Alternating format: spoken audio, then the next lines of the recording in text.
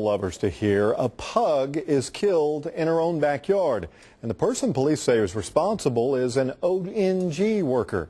News 9's John Jordan following the story that has some dog lovers in an uproar right now. John? They are, Kelly. According to Mustang Police, the ONG worker says he felt threatened by the pug and the reason he hit the dog. However, a growing number of people find that story ridiculous and want the worker fired.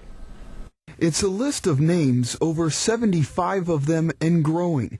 People who are voicing their frustration after learning an ONG worker had killed a pug after hitting it with his wrench.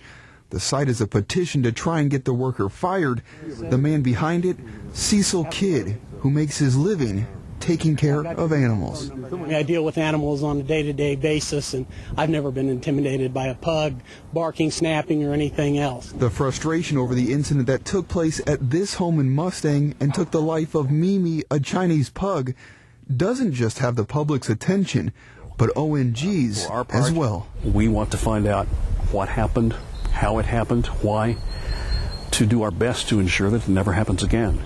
ONG says they aren't just saddened by what happened, but shocked, because they say their field workers are trained to avoid confrontations, especially when it comes to people's pets. We've lost pets, some of us, and that grief is very real, and one can only try to imagine what it would be like under circumstances as horrible as these. So we're very sincere when we say this is something we deeply, deeply regret. And if they're truly sorry, animal lovers like Kidd says ONG should prove it. I think ONG ought to take a serious look at that. Either they have some serious policy problems where they're not training their employees, and if they do train their employees, that he sure doesn't follow protocol. And if he's not following that type of protocol, then he shouldn't be employed by them.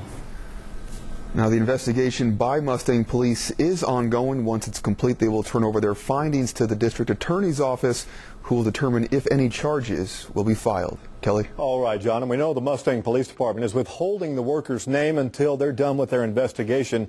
In the meantime, ONG says the worker is no longer going to people's homes.